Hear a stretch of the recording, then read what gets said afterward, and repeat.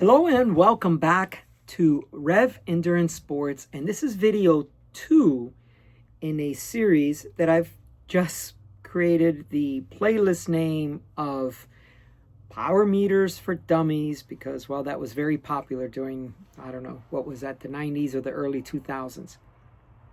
So sorry if there's a copyright or a trademark on that. I'll change it if you guys contact me.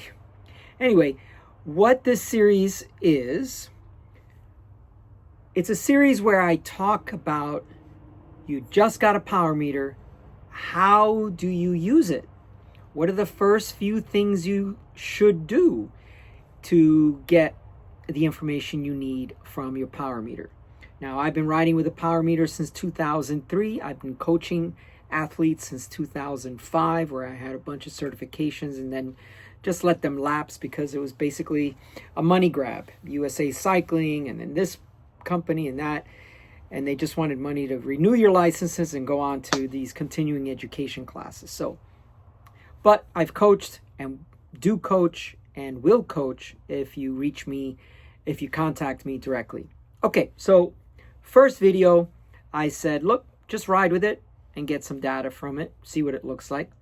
So today, I'm going to talk about how to set up your computer screens. Now, there are 1,000 things you could do with your computer screens on your cycling computer.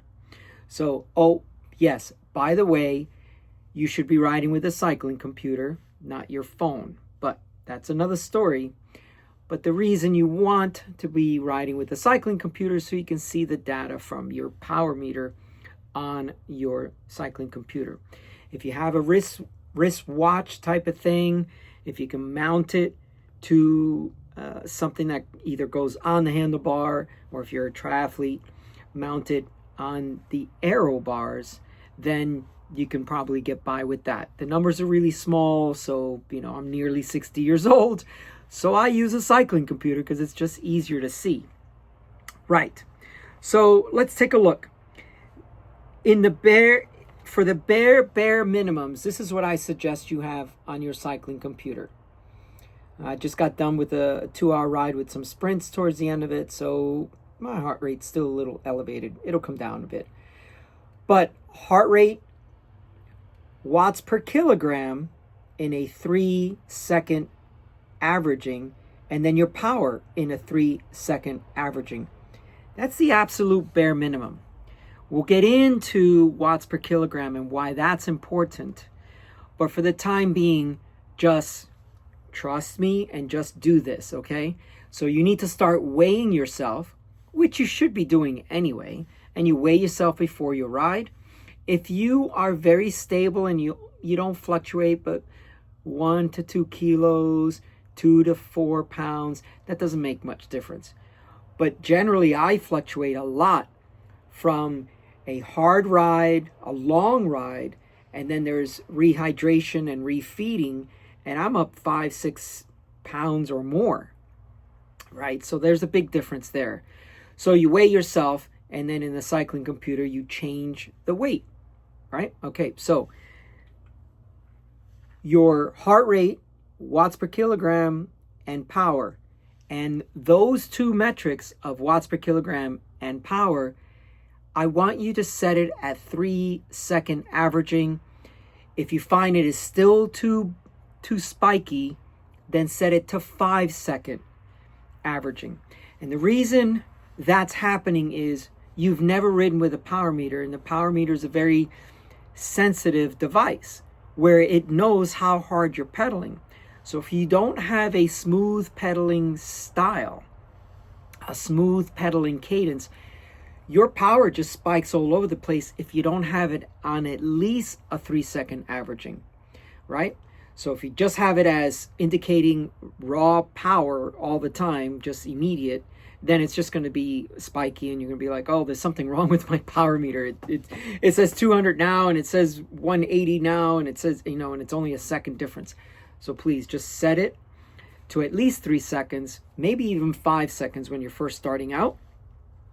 And if you have those 3 metrics on your cycling computer when you are riding, you can start to make some sense of how much pressure you're applying on the pedals and for how long you can apply that pressure on the pedals, right?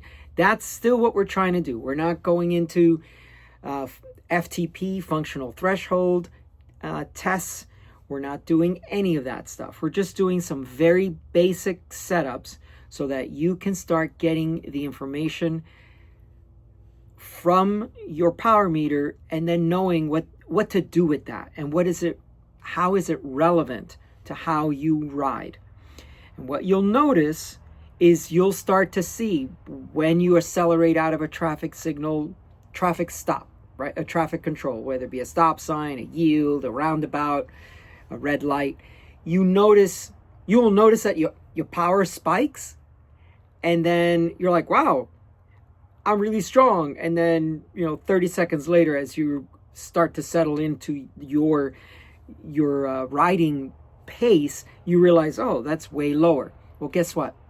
You're probably burning matches every time you leave from a traffic light or a stop sign.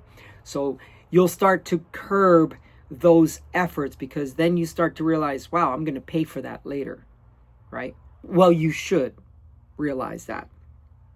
And so we're going to keep talking about this in several videos. I want to keep them short so that you can understand.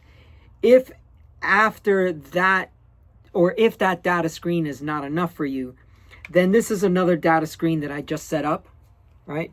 So it's just heart rate and then watts per kilogram and then 3-second power in the center. Cadence, because some people still want to know what their cadence is. I pretty much know what it is. I'm sorry about the glare. And then I have time in zone 2, because most of my rides are zone 2 rides. I hardly ever ride outside of 3 or 4 zones, because I don't need that to do a 750-mile ultra. I don't need those. I'm never going to ride at zone 4 for any period of time, because that's just going to kill me for the 750 miles I have to do. And then at the bottom, this is just a curiosity for me, because a lot of times I do an out and back route. So I like to see, how much climbing did I do on the way out? How much descending along the way? And then I look at it and I'm like, I have 1,000 feet to get back, right? Because my descending was 1,000 feet. So I know I have to climb 1,000 feet to get home. But that's just a screen that I put on there. Start with that first screen. And if you like this series and you're getting some value, please like and subscribe. Share it with a friend. And then hit that notification bell. There are a lot more videos like this coming. So please like and subscribe. And we'll see you up the road.